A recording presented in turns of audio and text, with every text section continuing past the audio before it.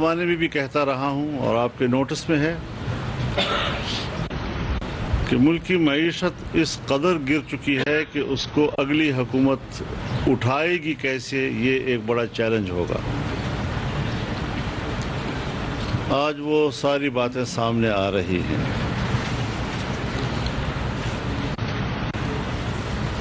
ہر چند کہ پاکستان اس وقت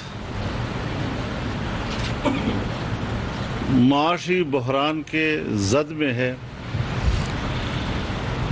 اور ان حالات میں جو بجٹ پیش کیا گیا ہے، قومی بجٹ،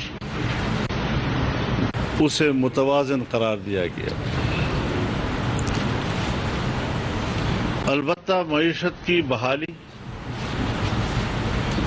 اور عام آدمی کو سہولت مہیا کرنے کی جدوجہد، اس میں جمعیت علماء اسلام اپنا ایک بھرپور کردار ادا کرتی رہے گی۔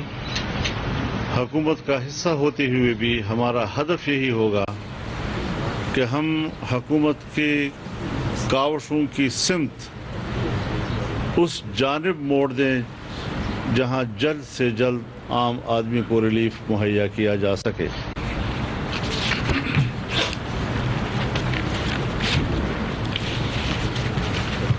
اجلاس نے 9 مئی کو ہونے والے واقعات اور ریاستی اداروں پر تاریخ کا سیاہ باب قرار دیا ہے، جہاں شدید الفاظ میں ایسے واقعات کی مذمت کی گئی ہے، وہاں حکومت کو واضح طور پر یہ تجویز دی گئی ہے کہ اس طرح کے فتنے کی بیخ کنی ہونی چاہیے اور سخت سے سخت اقدامات اٹھانے چاہیے۔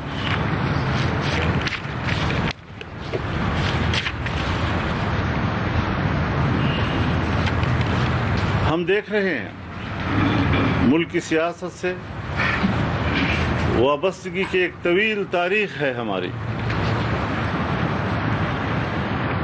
اور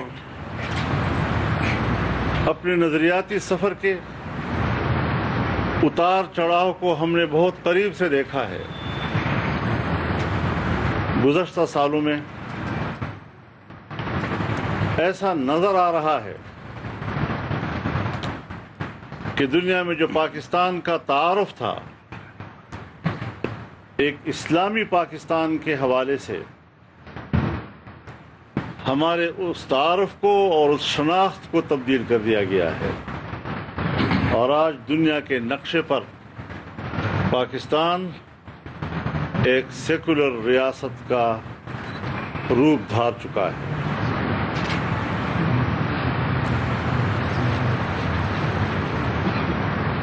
جبکہ قیام پاکستان کا بنیادی مقصد اسلام کا عادلانہ نظام ہے۔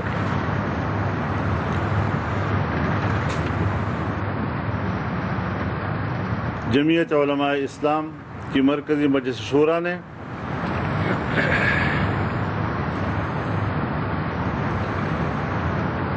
جماعت کے تمام کارکنوں کو ہدایت دی ہے کہ ملک کی اسلامی شناخت کو دوبارہ بحال کرنے کے لیے اپنی جدوجہد کو عصر نو منظم کریں اور اسے انتخابی مہم کا حصہ بنائیں۔ یہ ہماری زندگی کے بنیادی اہداف میں سے ہے۔ پاکستان کو ایک حقیقی اسلامی ریاست بنانے،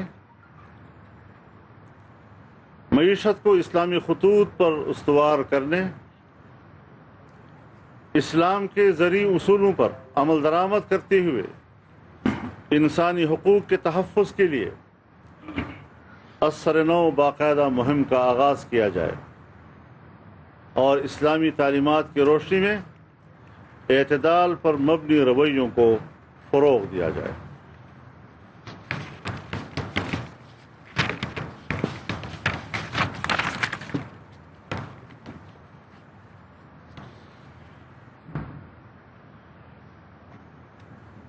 جمعیت علماء اسلام کی نظر میں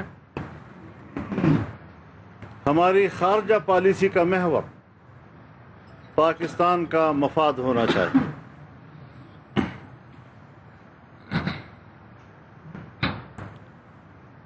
کسی بھی ملک کے ساتھ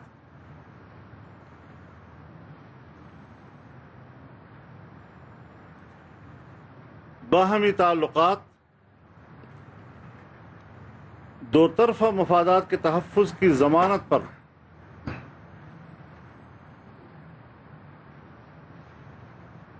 مبنی خارجہ پالیسی تشکیل دی جائے۔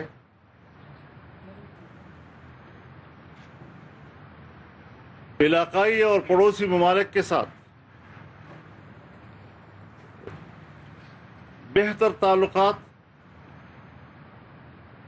دو طرفہ مفادات کے تحفظ پر مبنی تعلقات، یہ ہماری ترجیح ہے۔ تاہم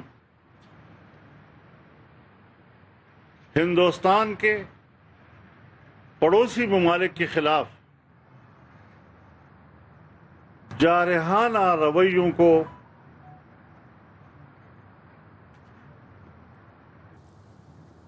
ناپسند کرتے ہیں، ان کے جارحانہ رویوں کی شدید مذمت کرتے ہیں۔ کشمیر پر قبضہ عمران مودی کی گٹھ جوڑ کا نتیجہ ہے۔ کشمیر پر غاصبانہ قبضے کے لیے اقدامات کرنا یہ ایک جارحانہ عمل ہے۔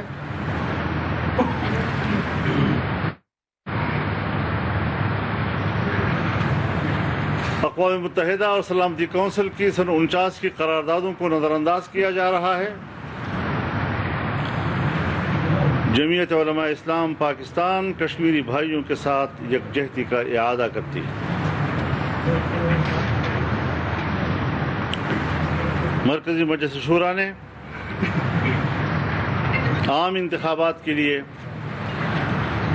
چاروں صوبائی جماعتوں کو تیاری کرنے کی ہدایت دے دی ہے۔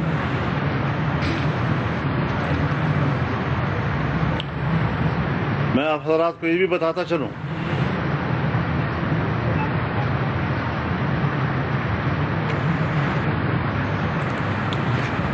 کہ جمعیت علماء اسلام کا منتخب ڈھانچہ جس سطح کا بھی ہو، جب 4 سال پورے ہو جاتے ہیں تو پھر ہم پورے ملک میں رکن سازی کی مہم چلاتے ہیں۔ پرانے ساتھی اپنی رکنیت کی تجدید کرتے ہیں اور نئے لوگوں کو رکنیت کی دعوت دی جاتی ہے۔ سو 1 محرم الحرام بمطابق 1445 ہجری انٹرا پارٹی الیکشن کے لیے نئی رکن سازی کا آغاز کیا جائے گا۔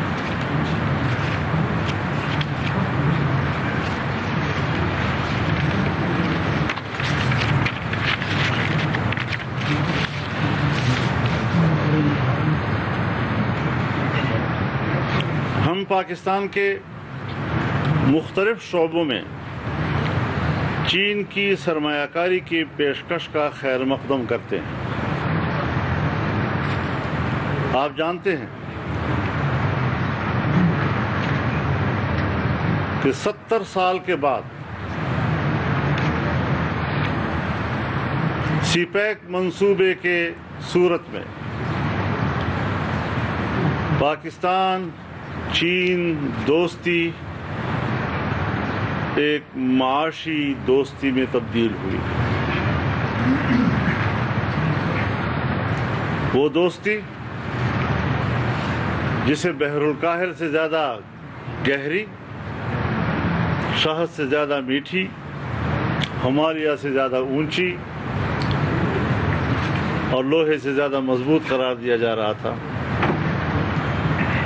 سی پیک منصوبے کو فریز کیا گیا، ایک بین الاقوامی ایجنڈے کے تحت فریز کیا گیا، اور امریکہ کی خارجہ تعلقات کے لیے محور بن گیا کہ اگر کوئی سی پیک منصوبے کے حق میں ہے تو امریکہ کا دشمن اور اگر کوئی اس کے خلاف ہے تو امریکہ کا دوست پاکستان میں عمران خان کی حکومت نے اس کو ایک اپنے بنیادی ایجنڈے کا حصہ قرار دیتے ہوئے فریز کیا. 70 ارب سے زیادہ کی چین کی سرمایہ کاری کو ڈبویا، اس کے اعتماد کو تباہ کیا. ضرورت ہے کہ چین کے ساتھ اعتماد کو بحال کیا جائے. اس طرف سفر جاری ہے اور انشاءاللہ یہ اعتماد بحال ہوگا اور پاکستان کے مختلف شعبے میں اس کے سرمایہ کاری کے لیے ان کو دعوت دی جائے گی. وہ ظاہر ہے تبھی ہو سکتا ہے. عمران خان اپنے آپ کو صادق اور امین کہتا ہے، لیکن پاکستان کا کوئی دوست ملک اگر دوبارہ اس کے آنے کے امکانات ہیں تو ایک پیسہ بھی پاکستان کو دینے کے لیے تیار نہیں. اور جس کو وہ چور کہتا ہے انہیں سارے دوست پیسہ دینے کے لیے تیار ہیں. یہ کیا الٹی گنگا ہے جو پاکستان میں بہائی جا رہی ہے؟ کیوں ہمارے نئی نسل کو گمراہ کیا جا رہا ہے؟ کیوں قوم کو گمراہ کیا جا رہا ہے؟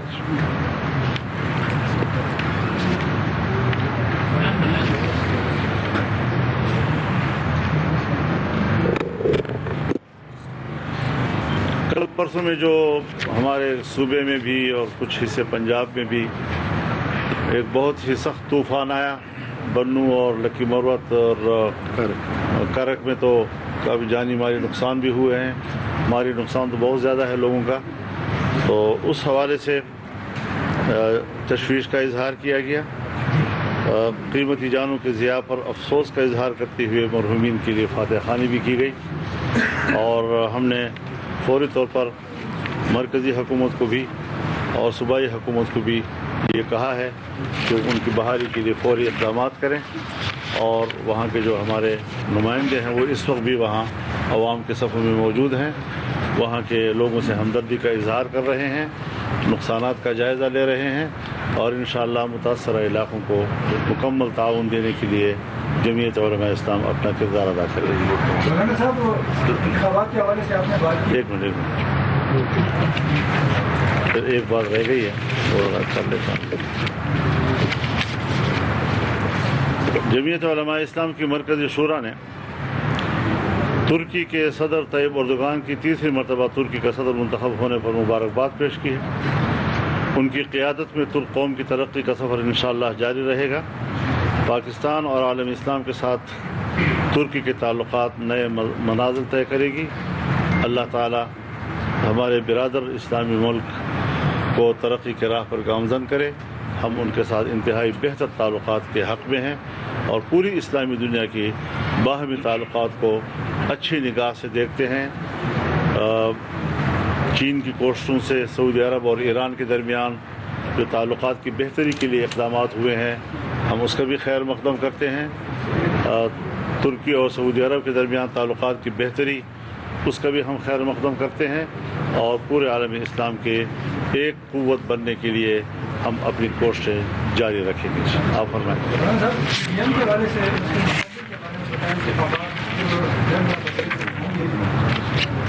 مستقبل کے بارے میں بتائیں کہ پی ٹی ایم قائم رہے گی اور آپ اپنی جماعت کے بارے میں کیا مشاورت میں کیا طے ہوا ہے؟ آئندہ اگر اتحادی کے طور پہ آپ اپنی جماعت کے ساتھ جاتے ہیں تو میں یعنی آپ سولو فلائی کریں؟ جی یہ بات بالکل آپ کا بڑا اچھا سوال ہے. بنیادی طور پر پی ڈی ایم انتخابی اتحاد نہیں ہے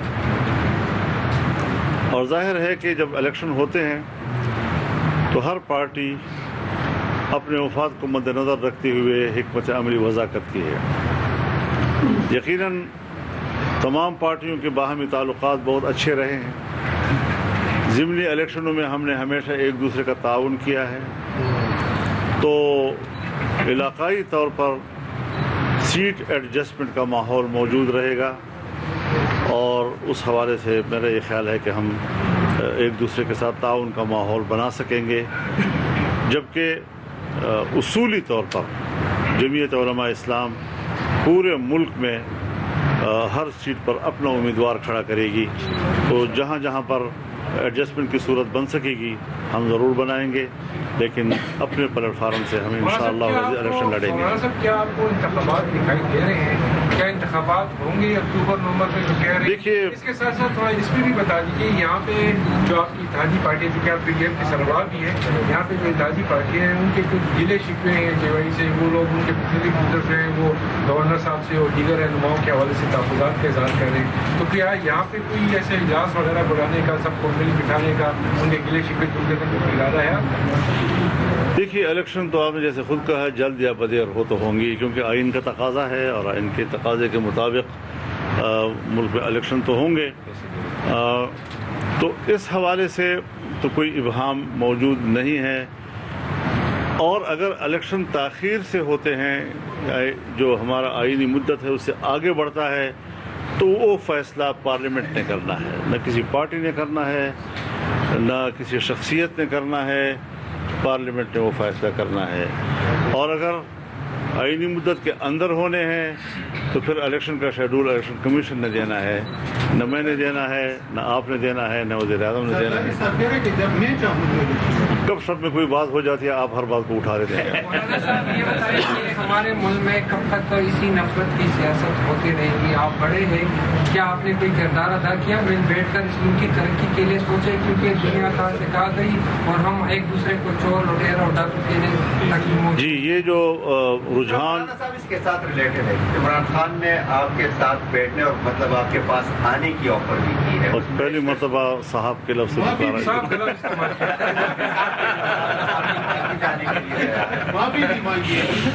میں گزارش کروں جی کہ یہ جو ہماری سیاست کے غلط رجحانات پیدا ہوئے ہیں، یہ ہم نے پہلے نہیں دیکھے تھے۔ میرے خیال میں ذوالفقار علی بھٹو کی حکومت تھی، 2/3 اکثریت کا حامل ملک کا وزیر اعظم تھا۔ میرے والد صاحب ان کے مقابلے میں لیڈر آف دی اپوزیشن تھے، لیکن میں کبھی بھی کسی جلسے میں اپنے والد کی زبان سے ان کے نام کو بگاڑتے ہوئے نہیں سنا۔ ہمیشہ جناب بھٹو صاحب، سخت تنقید میں بھی وہ ان کے نام کو احترام سے لیا کرتے تھے۔ وہ چیزیں کہاں چلی گئی؟ وہ اقدار کہاں چلے گئے ہمارے ہاں سے؟ بچپنا کیوں آ گیا ہمارے سیاست میں؟ ایک دوسرے کی تذلیل کرنا، قیادت کی سطح پر لوگوں کے ناموں کو بگاڑ کے پیش کرنا، یہ جو ہماری نئی نسل کے اخلاق کو بگاڑا ہے، یہ قابل نفرت چیزیں ہیں۔ ہم اس گند سے نفرت کرتے ہیں، ہم چاہتے ہیں اس کی اصلاح ہو جائے۔ ہمارے نوجوان کو اخلاقی تعلیم دینے کی ضرورت ہے، اور میں تو یہاں تک ضروری سمجھتا ہوں کہ باقاعدہ ہمارے نظام تعلیم کا حصہ ہونا چاہیے۔ جو ہمارے نوجوان پڑھ رہے ہیں ابھی اسکولوں میں ہے، کالجوں میں ہے، یونیورسٹیوں میں ہے، ایک باقاعدہ پیریڈ ہونا چاہیے اس کا کہ جس میں ان کو اسلام کے حوالے سے اخلاقیات، اپنی مشرقی طور اطوار زندگی کے وطنی اخلاقیات ان کو باقاعدہ پڑھائے جائیں، تاکہ ہم ایک دوسرے کا ادب تو سیکھیں، بڑے چھوٹے کا ادب تو سیکھیں۔ یہ تو یورپ کی تہذیب ہے کہ باپ بیٹے کا رشتہ ٹوٹ جاتا ہے، خاندان کا رشتہ ختم ہو جاتا ہے۔ کیا ہم بھی اپنے باپ دادا کو بھول جائیں؟ کیا ہم بھی ان کی روایات کو چھوڑ جائیں؟ یہ تو تباہ شدہ قوموں کی علامت ہوتی ہے کہ اپنے بزرگوں کے ساتھ انسان کا رشتہ ہی ختم ہو جائے اور کہتے ہیں میں خود پیدا ہوا ہوں اور خود بڑا ہو گیا ہوں۔ تو یہ جو اخلاقیات کا جنازہ نکالا گیا ہے، یہی وہ لوگ ہیں جس کے بعد آپ کہتے ہیں آپ نفرت کرتے ہیں۔ ہم نفرت نہیں کرتے، یہ قابل نفرت چیزیں ہیں جن کی اصلاح کی ضرورت ہے۔ استحکام پاکستان کے نام سے ایک نئی پارٹی وجود میں آ گئی ہے، تو کیا ایسے کسی عنصر کی گنجائش ہے یا ضرورت محسوس کی جا رہی تھی؟ کس طرف سے دیکھتے ہیں؟ تو پھر جو پی ٹی آئی سے لوگ نکلے اس کو آپ کہاں کھپاتے ہیں؟ مولانا صاحب آپ کیا سمجھتے ہیں کہ عمران خان کے ان کے لیے دروازے کھلے ہیں، جی، جاگ رہے ہیں، اگر کوئی JY آنا چاہے تو دروازے کھلے ہیں۔ ابھی تو کسی نے رابطہ نہیں کیا، جب کرے گا تو اس کو بات کریں گے۔ مولانا صاحب آپ کیا سمجھتے ہیں کہ عمران خان کے ساتھ مذاکرات ہونے چاہیے؟ 9 مئی کے بعد جو صورتحال بنی ہے بحیثیت وزیر سیاستدان، جو کچھ ہو رہا ہے اس سے آپ مطمئن؟ دیکھیے، بنیادی بات یہ ہے کہ اگر میرے گھر پہ حملہ ہوگا تو اس کے کرب کا احساس مجھے ہوگا۔ ممکن ہے میرے رد عمل کو آپ مناسب نہ سمجھیں۔ مولانا صاحب عمران میں نے یہی بات کہی ہے، برطانیہ میں اگر بکنگھم پیلس پر حملہ ہو جائے اگر وہاں کی پارلیمنٹ پہ ہو جائے یا جب ہوا تھا تو وہاں کی حکومت کا رد عمل کیا تھا جی؟ ابھی جو کیپٹل ہل پہ حملہ ہوا، ہزاروں لوگوں کو گرفتار کیا گیا امریکہ میں، اور جب ہمارے ہاں ہوتا ہے تو پھر ان کو تشویش ہوتی ہے، پھر ان کو یہ غیر جمہوری رویے نظر آتے ہیں. تو جو اپنے آئینے میں آپ کو اپنا چہرہ نظر آتا ہے اسی آئینے میں آپ پھر ہمیں بھی دیکھیں نا جی. تو اگر آپ اپنے لیے ایک چیز جو ہے وہ کو جائز نہیں کہتے تو میرے ملک میں ایسے اقدامات کو آپ جائز کیوں کہتے ہیں؟ پھر جو مدعی ہے اسی کو حق پہنچتا ہے کہ وہ اپنا دعویٰ کس طرح دائر کرتا ہے. مولانا صاحب یہ بتا دیجیے کہ عمران خان کے ساتھ مذاکرات ہونے چاہیے یا نہیں؟ آپ کیا سمجھتے ہیں؟ اور آئندہ آنے والے انتخابات میں آپ کو کیا لگتا ہے کہ عمران خان انتخابات کا حصہ ہوں گے پارٹی سے؟ یہ تو نہ میرا اختیار ہے، نہ وہ میرے سامنے کوئی عدالت ہوں، کوئی میرے سامنے پیش ہو رہا ہے. البتہ اتنی بات ضرور ہے، اور ہم وفاقی حکومت پر بھی یہ زور ڈال رہے ہیں اپنے شریک حکومت ہوتے ہوئے، کہ جو میگا کرپشنز ہیں وہ کیوں میچور نہیں ہو رہا ہے ابھی تک، کیوں اس کے خلاف FIR نہیں آ رہے ہیں جی. اور اب صرف اسی کو دیکھیں گے کہ 9 مئی کے واقعات، کیا آپ پشاور کے صحافی حضرات میرے سامنے بیٹھے ہیں، میرے سب کچھ برخوردار ہیں، کچھ اپنے بھائی ہیں، کیا BRT کا مسئلہ نہیں ہے یہاں پر؟ کیا بلین ٹریز کا مسئلہ یہاں نہیں ہے؟ کیا معلوم جبے کا یہاں مسئلہ نہیں ہے؟ اور صحت کارڈ کا مسئلہ یہاں پر نہیں ہے؟